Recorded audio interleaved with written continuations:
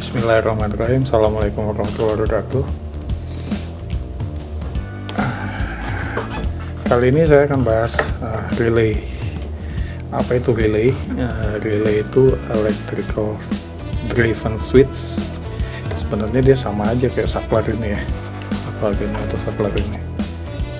Gunanya cuma buat nyambung atau memutus arus. Cuma kalau ini kan mechanical ya, kita harus pencet untuk misalnya ini buat mutus ini, kita pencet sini, kalau nyambunginnya pakai sini. Ini juga dia push button. Nah, kalau relay dia untuk memutus atau menyambungkan kontaknya itu menggunakan solenoid. Solenoid itu kumparan, di tengahnya ada batang.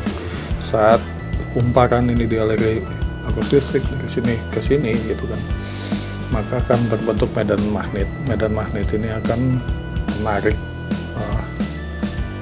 pegas ini ya, ini akan ketarik dan tuas ini akan dorong. Kalau kita lihat di sini kecil, saat kita pencet ini, tekan ini, dia akan kontaknya pindah ke sini. Nah, posisinya satu solenoid, habis itu ada tuasnya, terus di sini ada terminal. Terminal ini ada tiga terminal, 3 port. Kalau ini paralel kiri kanan. Nah, di sini ada satu yang tengah sama kanan. Tengah ini biasanya common itu sumber arusnya. Nah, ini yang kiri kanan ini terminalnya. Terminalnya ini ada 2 jenis. Yang sebelah kanan ini istilahnya normally close, yang kiri ini normally open. Apa artinya normally close? Normally close itu saat relay ini tidak diaktifkan atau tidak dialiri arus listrik di kumparan ini, maka posisi terminal ini, kontaknya ini tertutup, terhubung. Dari sini kalau kita masukin listrik ke sini akan mengalir karena ini kontaknya tertutup. Nah, normally open itu saat ini tidak diaktifkan, maka dia posisinya itu terbuka, nggak ada kontak ya. Nah, saat dialirkan baru dia berubah jadi close state-nya. Oke. Ini relay. Nah, ini konstruksinya seperti itu, terminalnya sudah. Sekarang relay ini ada jenisnya macam-macam gitu kan. Biasanya dibedakan dengan voltase, trigger voltage ya, artinya dia berfungsi di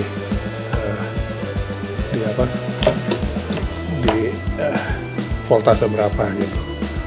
Pegas ini, magnet ini akan berfungsi di voltase berapa. Misalnya kayak kita lihat di sini, ini ada volt 12 VDC, artinya relay ini berfungsi kalau dikasih arus up tegangan 12 volt. Nah, ini ada yang 5 volt. Di samping ada trigger voltage, juga ada trigger current. Artinya dia perlu berapa ampere sih atau miliampere sehingga ini bisa magnetis dan state-nya berubah ya. Gimana cara mengukurnya? Paling gampang ukurnya pakai avometer. Jadi kita ukur dulu resistan kumparan ini, karena resistan sama dengan watt, baru kita gunakan hukum V, voltase sama dengan arus kali resistan. Dari situ kita akan bisa mengukur arusnya berapa. Misalnya voltase 12 volt, nah kita coba kita ukur. Ini rusak jadi nggak usah diukur yang ini, kita pakai yang 5 volt aja. Kita ukur, ini udah posisinya resistan ya, ampere. Nah, kita ukur, kita lihat kumparannya di mana. Kontak kumparannya itu yang ini dengan yang ini. Jadi kita taruh aja di sini satu, taruh di sini satu lagi. Kita bisa baca itu 72 ohm. Oke. 72 ohm. Oke. Misalnya kita tahu tadi rumusnya V, mana ini ya? Jangan ini dong. Oke. V sama dengan I kali R. V nya kita tahu ini sistem ini 5 volt, V nya V sama dengan 5 volt. R nya kita ukur tadi 72 ohm. Nah kalau kita mau tahu I nya, trigger loadnya berapa, trigger currentnya, sama dengan V dibagi R sama dengan 5 dibagi 72 ohm sama dengan, coba 5 dibagi 72, 0,09 ya, biar gampang kita bilang ya, 0,07 ampere atau sekitar 70 mili ampere. Jadi dia butuhkan 70 mili ampere biar bisa aktif. Jadi ini bisa bergerak nih, berubah state-nya, butuhkan 70 mili ampere. Nah di samping tadi ada trigger voltage, trigger current juga ada. Nah ini namanya relay modul nih. Jadi bukan cuma relay bloknya ini aja, tapi dia udah dalam bentuk rangkaian. Nah biasanya rangkaian ini bisa ada yang satu relay modul ini, ada yang 1 port, ada yang 2 port, ada yang 4, 8, bahkan 16, tergantung kebutuhan. Nah konstruksinya biasanya semanya itu ya tentu ada relaynya, habis itu ada resistornya, ini resistor, terus ada ada transistor gitu kan. Nah kita tahu tadi kita butuh saya hapus dulu, ini kita hapus semua. Kita perlu 70 mili ampere untuk mengaktifkan relay ini. Nah biasanya relay ini dia kan di sini nih biasanya tegangan tinggi nih, apakah motor atau listrik AC, steker gitu kan. Kenapa saya bicara relay? Karena video-video berikutnya saya akan banyak menggunakan relay modul ini, misalnya buat bikin power strip gitu kan, atau kontrol lampu atau lot-lot yang voltase besar dan ampere besar. Nah di sini dia bisa 10 ampere kalau voltasenya 250 VAC ya, alternatif current, atau 30 volt DC 10 ampere, 12 ampere buat 125 VAC atau 28 VDC. Oke. Nah ini gitu. Nah biasanya relay modul ini dikontrol sama Arduino gitu kan, microcontroller atau seperti ini, ESP8266 ya, 8260 nih ya, kurang lebih ini IoT ya. Dia voltasenya kalau ini 3,3 volt atau 5 volt dia dari USB sini, tapi arus yang dia bisa keluarin kalau ESP ini kayaknya ESP ini kayaknya di input outputnya JPIO nya paling 12 mili ampere. Kalau Arduino JPIO nya yang keluar itu bisa sampai 40 mili ampere. Nah pertanyaannya bagaimana dia bisa menjalankan relay yang membutuhkan 70 mili ampere sementara arus yang keluar sama dia 12 atau 40 mili ampere. Berarti kan ada shortage nih, supply-nya tidak sesuai kebutuhan. Nah makanya kalau kita lihat skematiknya si relay ini selalu ada transistor. Transistor itu gunanya ya, dia itu outputnya, transistor itu bisa buat jadi gain ya, misalnya kayak sound system gitu buat mengeras suara gitu kan, atau switching gitu kan. Switching itu apakah dikasih arus terus dia off atau dikasih arus dia on gitu kan. Nah cuma di samping itu dia itu sifatnya multiplikator gitu kan. Jadi misalnya kita kasih arus 1 miliampere, kalau transistornya itu dia betanya HFE-nya itu misalkan 100 kali, kita kasih 1 miliampere, outputnya jadi 100 miliampere. Nah itu transistor fungsinya. Dia kayak Twitter deh, di-retweet sama dia. Kalau kita masukin 1 keluarnya 100 gitu kan. Oke, habis itu selalu ada konstruksinya, ada resistor. Nah mendingan kita lihat di sini deh. Kita lihat di sini, saya tunjukin skematiknya. Di sini ini skematiknya relay modul tuh kayak gini.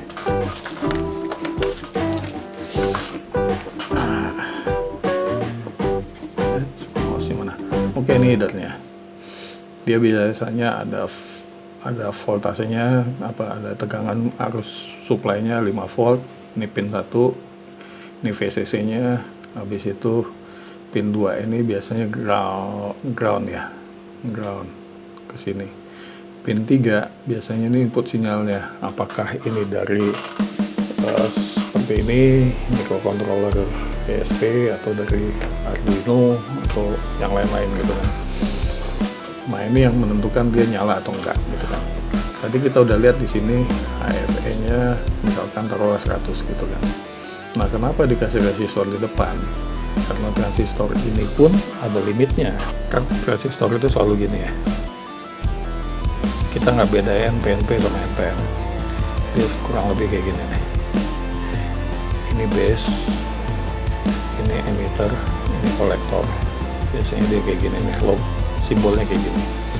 Nah arus yang masuk sini ada limitnya, tergantung spesifikasi si transistor ini. Taruhlah kita bilang limitnya ini 1 miliampere. Jadi arus yang masuk sini nggak boleh lebih dari 1 miliampere. Kalau lebih dari 1 miliampere bisa bakar ini. Nah outputnya baru di sini dikali misalnya HFE-nya atau beta faktornya itu 100. Berarti kalau kita masukin di sini 1 miliampere, di sini keluarnya 100 miliampere. Nah kalau kita keluarin 100 miliampere, tadi kita punya relay itu jalannya di 70 miliampere, berarti kan lebih, berarti cukup, ini bisa jalan. Nah kita minta di sini 70, berarti di sini kebutuhannya 0,7. Makanya untuk ngebatasin ini nggak lebih dari 1 miliampere, di depannya dikasih resistor. Nah kalau kita lihat di skematik di sini, resistornya ini ada banyak resistor ya. Satu ini resistor 1 kilo ohm itu buat ngebatasin arus yang masuk ke transistor. Nah ini ada resistor juga 1 kilo ohm. Nah ini buat LED sebenarnya. LED ini fungsinya yang utama, LED ini misalnya ini kita colokin ke power supply 5 volt terus ke ground, ini nyala indikator bahwa ada supply-nya.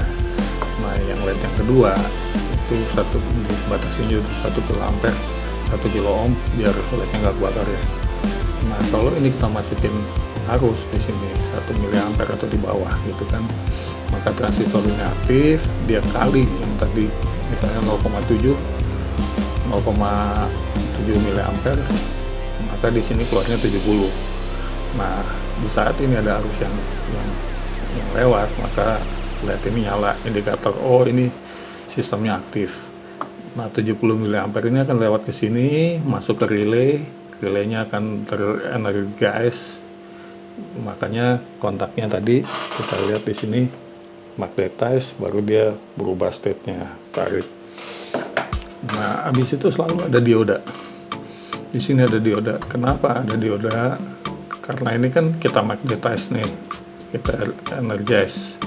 Nah saat listriknya lepas, kita deaktif, nggak ada sinyal dari sini, ini kan ada muatan nih, dia akan nendang balik nih. Makanya selalu ada flyback dioda. Jadi listrik yang baliknya itu nggak ke sini, masuk sini ngerusak rangkaian. Dia kalau listriknya baliknya itu akan masuk sini, akan muter lagi ke atas. Jadi kayak normalize gitu. Selalu kalau kita punya solenoid selalu pasti ada diodanya, apakah itu relay, apa aktuator, apa motor gitu kan, selalu pasti ada flyback dioda, gunanya buat itu biar nggak bakar atau terjadi spark. Oke, konstruksinya seperti itu. Di samping itu apalagi, ini tadi kita udah tahu ini seperti ini kan, jadi resistor itu gunanya buat ngelimit. Nah di sini ada relaynya, terus ada diodanya. Nah selalu kayak gitu, dia selalu ada. Kalau relay itu selalu ada dioda, selalu ada resistor, nah transistor. Nah di samping itu ada juga yang jenisnya optocoupler. Apa itu optocoupler? Nah kayak ini kan kita kasih flyback dioda, artinya arus lebih atau apa dia bisa balik ke sini merusak rangkaian. Kalau itu misalnya ini diodanya kebakar gitu kan, diodanya kebakar otomatisnya short kan. Berarti kalau ini sampai terjadi apa-apa gitu kan, ini listrik baliknya ini bisa masuk lagi ke sini nih. Ini balik misalnya ke microcontrollernya. Nah gimana ngakalinnya biar listriknya itu terpisah? Nah itu orang ada yang namanya pakai optocoupler. Jadi kayak di sini nih, kalau kita lihat di sini nih, ini ada yang kaki 4, ini optocoupler. Optocoupler itu isinya cuma satu diode, satu lagi foto sensor. Artinya di sini kalau kita lihat ini, misalkan dari sumber listrik itu dikasih supply gitu kan, kita kasih supply di sini, ini LED-nya, listriknya masuk ke LED sini. Nah LED-nya ini akan aktif ngasih cahaya. Nah di sini ada sensor nih, ini kayak transistor, cuma dia aktif kalau ada sinar yang terpapar ke dia gitu. Ini akan nyalurkan arus kalau ada sinar di sini. Habis itu baru dikasih resistor lagi, baru masuk ke transistor. Nah seperti biasa dikasih ini trigger kurang di base-nya, tadi kali multiplikatornya misalnya 100 keluar di sini, maka relaynya akan aktif. Oke, di samping itu relay itu ada yang namanya siapa dulu ya? Relay itu ada 2 jenis rangkaian relay modul ini. Satu high level sama low level. Apa bedanya high level sama low level? Nah gini aja deh, saya tunjukin aja, saya demoin. Nih relay saya coba kasih 5 volt masuk sebagai input sinyalnya. Apa yang terjadi? Nggak ada. Kalau saya kasih 0, saya kasih ground, dia aktif. Saya lepas, dia justru mati. Kalau saya kasih 5 volt, dia nggak ada apa-apa. Saya kasih 0, baru dia aktif. Nah artinya relay modul ini berfungsi kalau saya kasih low sinyal. Low sinyal itu konektor ground, GND, atau kasih 0 volt DC. Jadi kalau saya kasih voltase 0, dia aktif. Tapi kalau saya lepas atau saya kasih 5 volt, dia justru mati gitu kan. Dia cuma nyala kalau dikasih ground. Nah itu yang namanya low level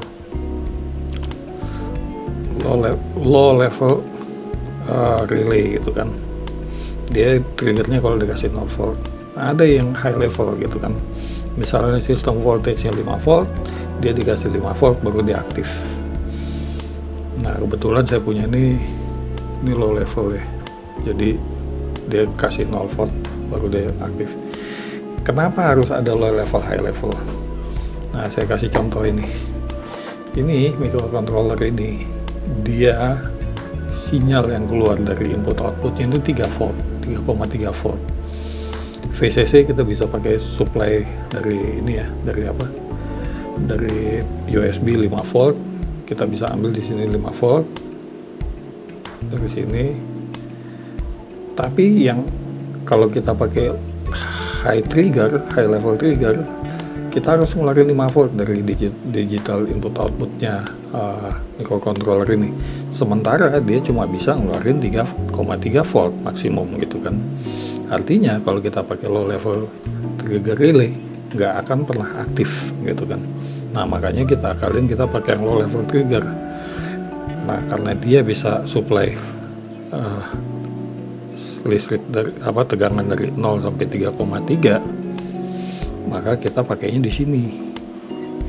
Kita aktifin kalau kita kasih ground, kita kasih 0 volt.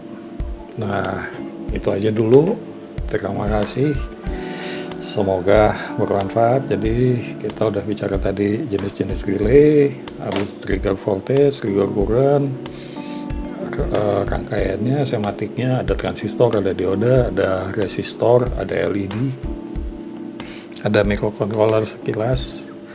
Itu aja, semoga bermanfaat. Assalamualaikum warahmatullahi wabarakatuh. Tolong di like and subscribe, di komentar agar channel ini bisa berkembang. Makasih.